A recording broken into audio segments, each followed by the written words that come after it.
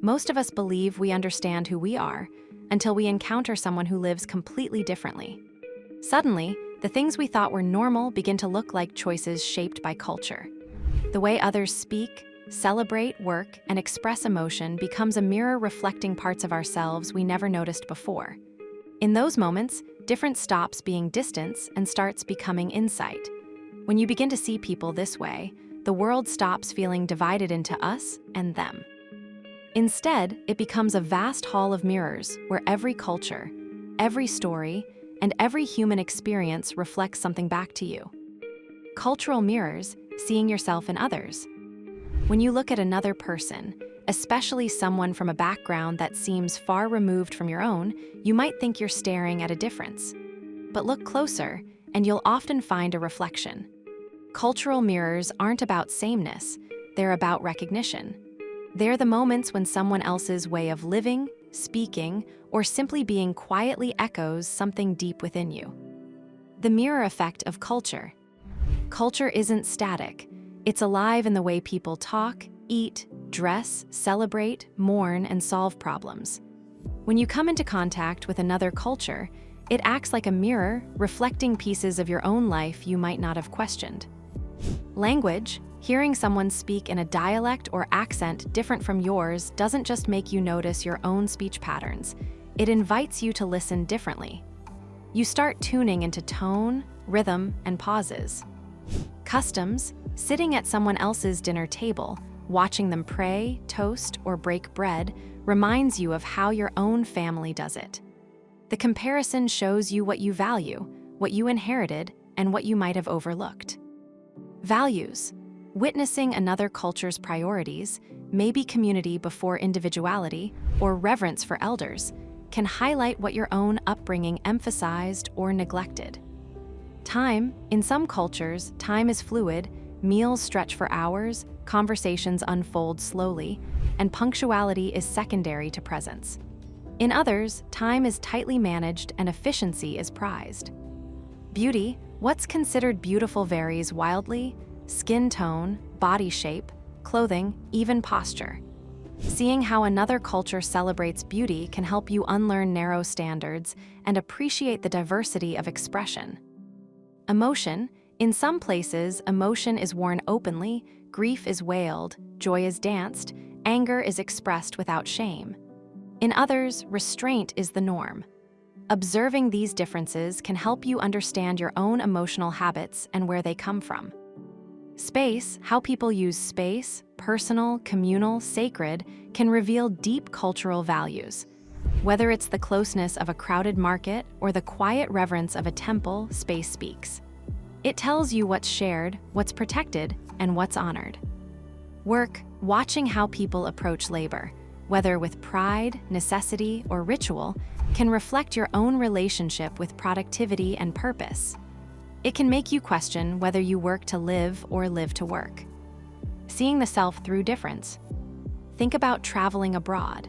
In another country, when those cues disappear, you notice your own patterns more clearly. The unfamiliar setting forces self-awareness. But it's not just about travel. It happens in your daily life too. Meeting someone from a different faith and realizing how little you've questioned your own beliefs.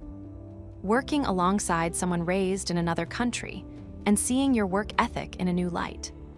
Even friendships across cultural lines can highlight habits, assumptions, or blind spots you never noticed. Spending time with someone who values rest and leisure over constant productivity, and feeling challenged to rethink your own pace of life. Sharing a meal with someone who eats with their hands, and suddenly questioning why you've always used utensils and what that says about comfort, tradition, or control.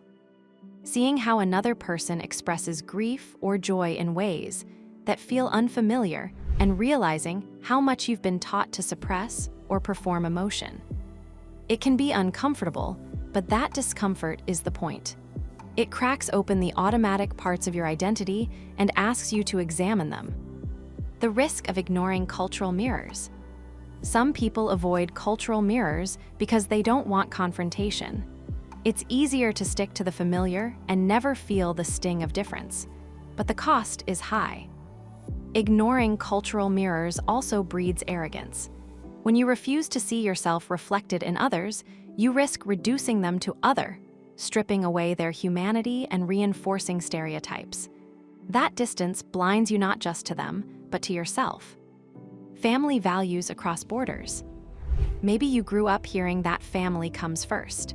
Then you share a meal with someone from another culture where elders are revered, decisions are collective, and no one is left behind. It mirrors your own family values, but it also challenges you. Do you live up to them fully or only selectively? Struggles as shared ground. The mirror isn't always joyful. Sometimes it's heavy. Think of migration, oppression, or poverty. You may hear the struggles of someone from another part of the world and suddenly recognize echoes of your own history, your grandparents who left home in search of work, or your parents who sacrificed for education. Pain reflects back as much as joy does. Why this reflection matters?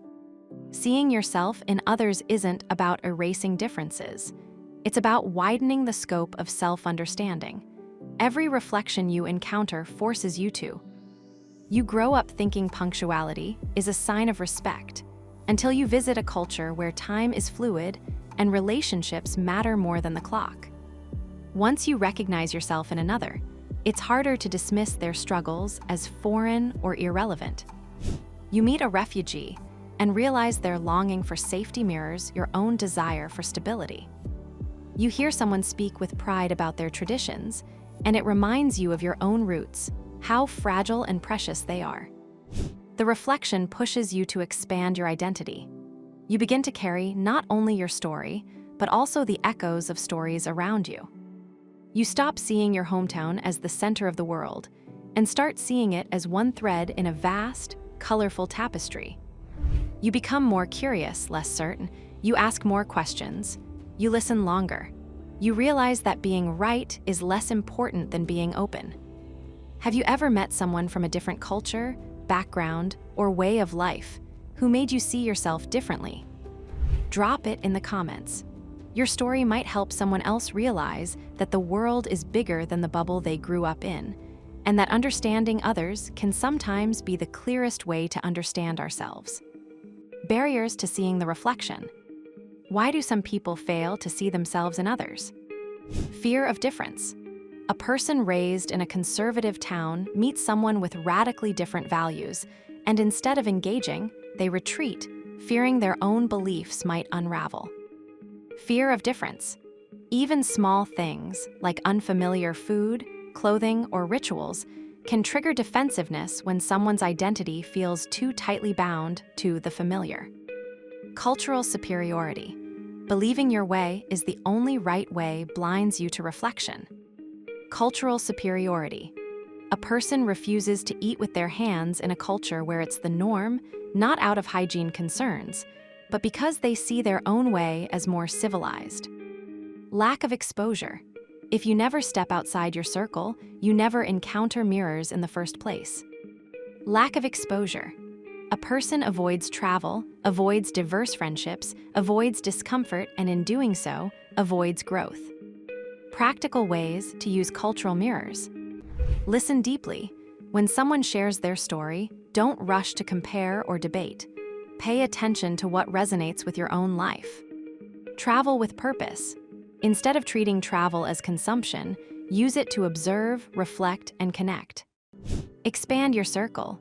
Build friendships or partnerships across cultural lines. Real reflection comes from real relationships. Reflect daily. When you notice a difference, ask, what does this show me about myself? These aren't abstract ideas, they're actions you can take. The gift of shared humanity. The real work is in holding up the mirror, not turning away. Every person you meet offers a chance to reflect, to learn, to expand who you are. When you take those chances seriously, your sense of self doesn't shrink in difference, it expands in connection. Cultural mirrors teach you that identity isn't a closed box. It's a reflection in motion, shaped not only by your own history, but by every reflection you're brave enough to face. Remember this. Sometimes the clearest way to understand who you are is to see yourself reflected in others. Every culture, every perspective, and every human story is a mirror showing you something about your own values, assumptions, and identity. The more open you are to those reflections, the more your world expands, and so does your sense of self. If every change feels destabilizing, every shift feels like something you have to survive. And you want to move through uncertainty with confidence and calm strength. Don't just think about this, work through it. If this video connected with you, I want to invite you to explore my book, The Strength to Adapt: How the Nomadic Mindset Unlocks a Life of Adventure, and its companion workbook. You'll find them linked in the description. The free chapter preview in the description gives you real depth and guidance to start moving out of this state. Thanks for watching. I'll see you in the next one, and don't forget to subscribe.